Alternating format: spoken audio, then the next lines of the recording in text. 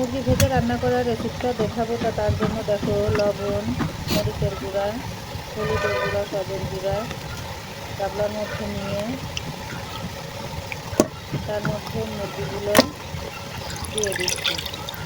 মুরগি এই মশলার সঙ্গে মাখিয়ে 10 থেকে 15 মিনিট রেখে দেবো। ম্যারিনেট করে রাখার পরে মুরগিগুলো আমি খুব কড়া করে ভেজে নেব।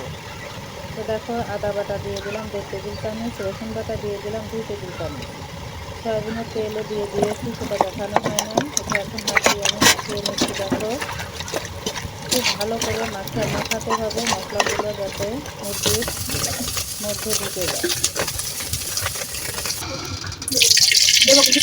কড়াইটা গরম করে নিয়ে কড়াইয়ের মধ্যে সয়াবিনের তেল দিয়ে একে একে মুরগির পিসগুলো দেখো ভেজে নিচ্ছি।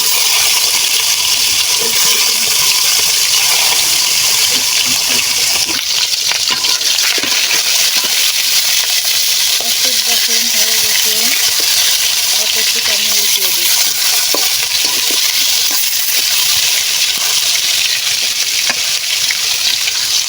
এর আগে তো আমি হালকা করে ভেজে মুরগি রান্না করার প্রণালীটা দেখিয়েছি। আজকে আমি মোটাবেলা চিকেন ফ্রাই যেরকম ভাজে ডিপ ফ্রাই করে ঠিক সেরকম করে ডিপ ফ্রাই করে ভেজে মুরগির পুরো রান্নার প্রণালীটা তোমাদের সঙ্গে শেয়ার করব। চিকেনটা সবাই তো রান্না করে, তারপরে আমার মনে হলো রান্নাটা তোমাদের সঙ্গে শেয়ার করি, তো সেই জন্য তোমাদের সঙ্গে রান্নাটা শেয়ার করলাম।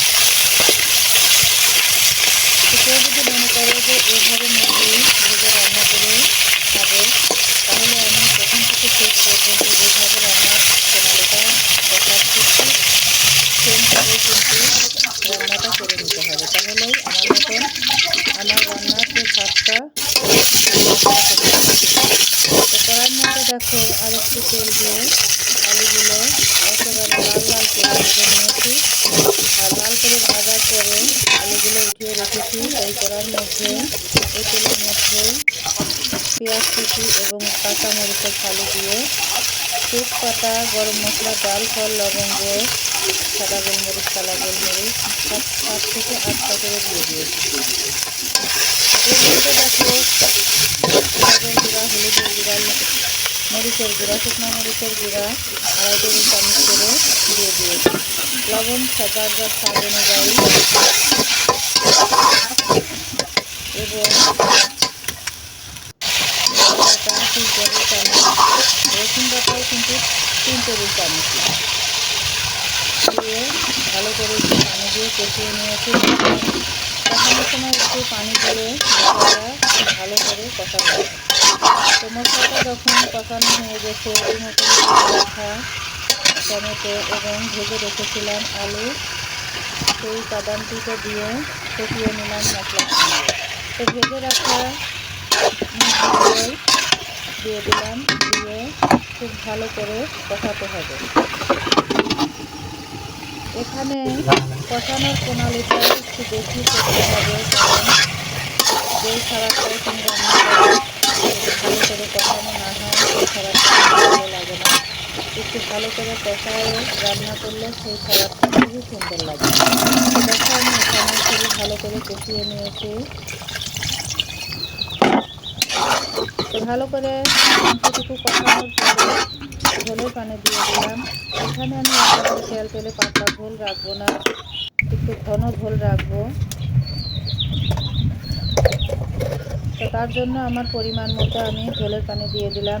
যেই মশলাটা ব্যবহার করলাম এই মশলাটার উপাদানে অনেক মশলা আছে, পরে ব্যবহার করলাম ভাজা জিরার পাউডার 2.5 টেবিল চামচ, আর আগে একটা মশলা ব্যবহার করেছিলাম 2.5 টেবিল চামচ। সেই মশলাটার মধ্যে গরম মশলা, ডাল, ফল, লবঙ্গ, তেজপাতা,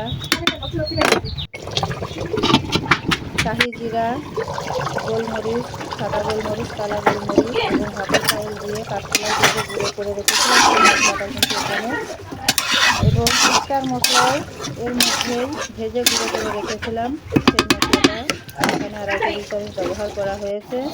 তো দেখো মাংসটা আমার রান্না খুব সুন্দর হয়েছে। তোমাদের যদি ভালো লাগে ফলো, কমেন্ট, শেয়ার, সাবস্ক্রাইব করে দিয়ে আজ এই পর্যন্তই। আল্লাহ হাফেজ।